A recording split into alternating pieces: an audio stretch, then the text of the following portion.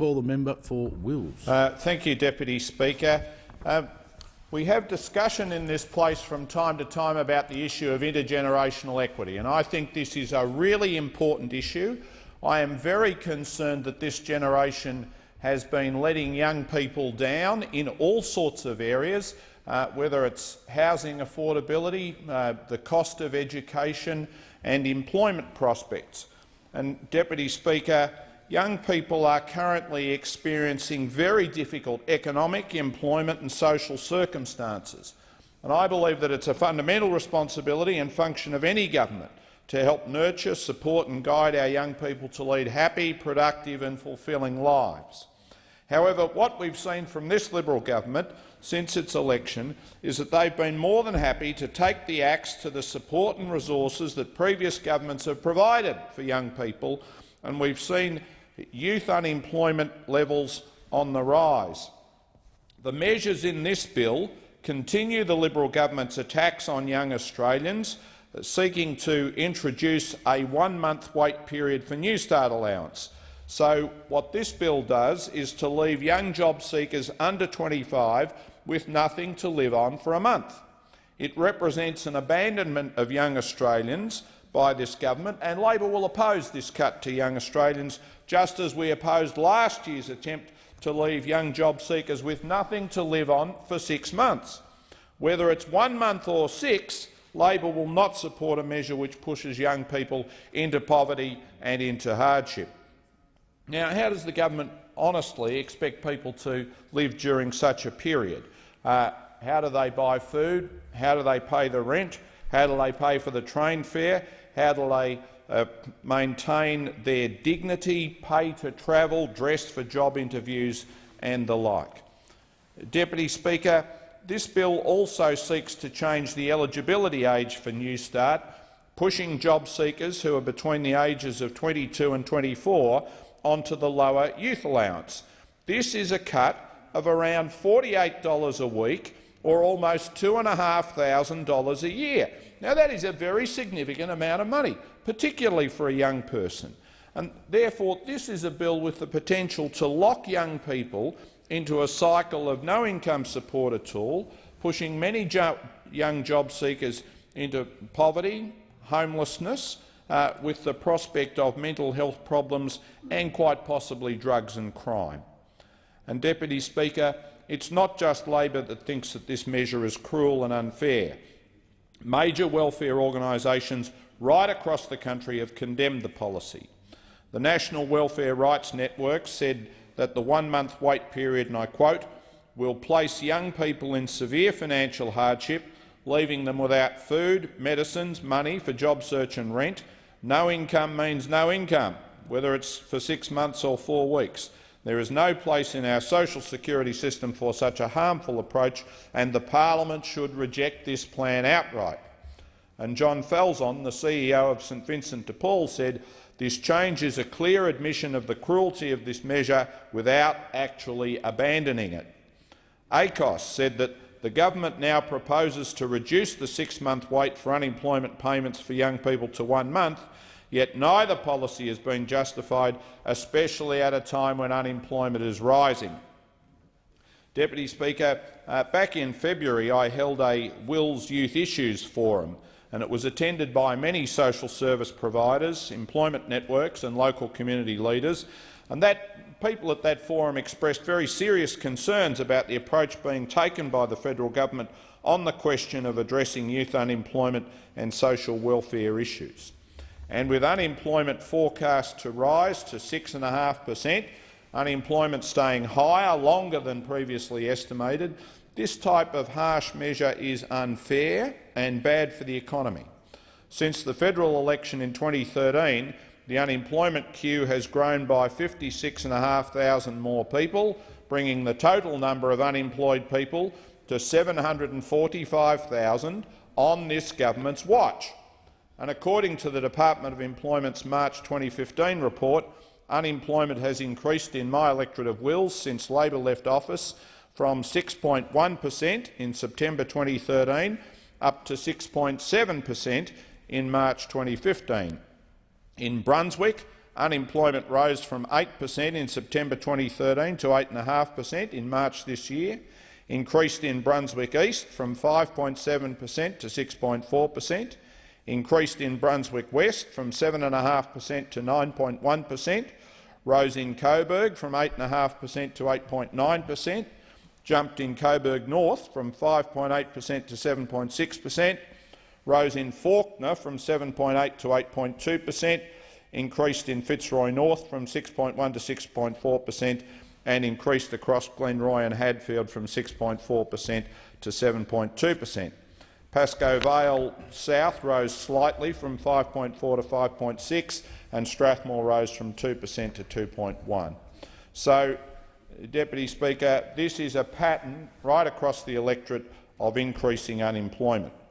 And indeed, unemployment in Broadmeadows, just to the north of my electorate, an area with which you are personally familiar, unemployment has risen from 21.9% to 23.5%, and really that is a terrible result. It is really in Spanish or Greek terms the level of unemployment we see just to the north of my electorate. And right across the nation, long-term unemployment is at its highest rate in 16 years. Its highest rate in 16 years. Yet, in the context of such high unemployment levels, the Liberal government wants to make it harder for people not only to get a job, but to make it harder to make ends meet when they don't have a job. And this is harsh and insensitive to young people who are experiencing very difficult economic and employment circumstances at the moment. Youth unemployment is at around the highest level since 1998. Young people accounted for 29.8% of the long-term unemployed pool in February 2015, well above the 22.5% recorded in September 2008. And youth unemployment in Melbourne's northern suburbs as of April is at its highest level since the 1990s, at more than 14%. According to the Brotherhood of St Lawrence, the number of young people facing long-term unemployment in Australia has tripled since the global financial crisis. In 2008, there were 19,500 long-term unemployed young people, that is to say aged between 15 and 24, but now that has risen to over 56,000. Now, Deputy Speaker, in response to these growing community concerns about rising unemployment and youth unemployment levels, I will be hosting a Wills Unemployment Forum on the 30th of June, that is next week, at the Coburg Concert Hall from 7 p.m.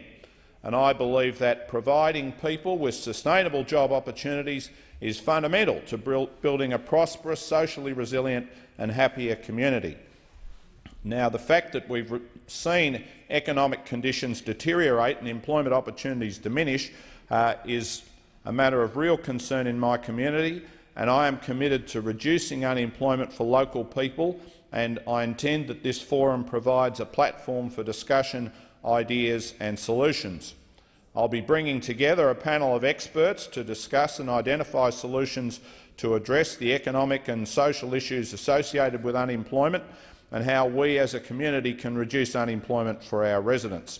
And members of that panel will be the Honourable Brendan O'Connor, the Federal Shadow Minister for Employment, who is well known in this place, Councillor Megan Hopper, the Mayor of Moreland, Melanie Raymond, the Chair of Youth Projects Limited, David Kennedy, who is the Executive Director of the Inner Northern Learning and Employment Network, Professor Ian Kilaki from Origin, Nick Phillips from the Salvation Army Crossroads, and Tony Coppola from the Northern Melbourne Regional Development Australia Committee. And Tony, I imagine, Deputy Speaker, you are familiar with. He is very well known in Melbourne's northern suburbs and has a long history in terms of promoting employment growth and promoting industry growth in the north of Melbourne.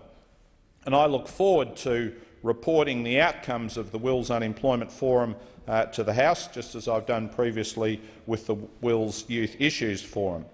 And Deputy Speaker, when you mention people like Tony Coppola, it brings to mind the importance and significance of manufacturing in providing jobs for young people in my electorate of Wills and in neighbouring electorates around Melbourne. Now, the National Institute of Economic and Industry Research modelled the prospective impacts on unemployment following closure of automotive manufacturing as far back as 2010, and they developed models which gave estimates for the loss of jobs created by the closure of a major automotive manufacturing firm. And at the time there was not an indication that that would actually happen, and the exercise was undertaken to demonstrate just how important the presence of Ford was for the regional economy of northern Melbourne. But sadly, this scenario is now a reality, and under the scenario, Geelong residents, given their high level of employment capture locally, faced the largest impact. For Hume, the reduction in resident jobs was around 2,000 positions in the fourth year of closure.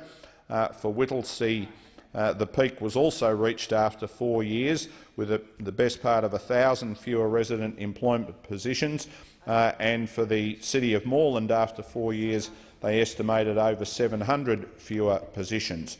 Now, the strategic issue is that the impact of the closure is long-term, with regional economies struggling to replace the jobs lost, and the issue is even more complex in that replacing jobs is one thing, but replacing jobs with equivalent positions in terms of skills and salaries is quite another. And they concluded that retrenched workers with lower qualifications will find it hardest to find equivalent employment, and stranding the lowest skilled workers in casual work or long-term structural unemployment, particularly and in Hume and in Whittlesea. Deputy Speaker, we face in the northern suburbs very serious unemployment issues, both the issues that we have right now and the issues that we have in prospect with the automotive industry being relocated. Deputy Speaker, Kate Carnell, who is the CEO of ACCI, said that unless the youth unemployment issue is addressed, and it will need to be addressed quite aggressively, we will end up with a generation of young people on the fringes of the economy, and I think that that's absolutely right. I mentioned before the Inner Northern Local Learning and Employment Network. It's an independent local community organisation that's been undertaking important work creating and implementing strategies to support young people across Moreland, Darebin and Yarra, and I want to take this opportunity to commend its work. It has found that Melbourne's northern region has significant disadvantage and high levels of youth unemployment between the ages of 15 and 24. They say that to tackle youth unemployment we need concerted action from stakeholders across multiple fronts, and they've brokered the establishment of the Youth Employment Task Force, a group of key leaders that drive the development of comprehensive strategy. They have 30 cross-sector members with representation from local leaders from business, local government, schools, educators, TAFE and university. And David Kennedy, the chair of the task force, says we need to support young people to develop the skills and attributes required in the 21st century workplace. This is everyone's responsibility and must be seen as a priority by our whole community, or else we will have lost a generation of young people. The local youth employment strategy has been developed by a very broad coalition, recognising that young people in this region are finding it increasingly difficult to gain entry to the labour market, and as a result unemployment and underemployment are increasing at a significant rate. So, Deputy Speaker, I mentioned earlier the Wills Youth Issues Forum that I held earlier this year, and it dealt with some of the serious issues on the sharp end, things like the drug ice, alcohol, crime, mental health, homelessness and unemployment issues. And I think that everyone at that forum understood how important employment is in tackling those social problems, and everyone understood how important education is in enabling people to achieve jobs. So we need to have a focus in this country on education, on manufacturing, on employment, because these are the things that will help solve our problems, not the bill before the House.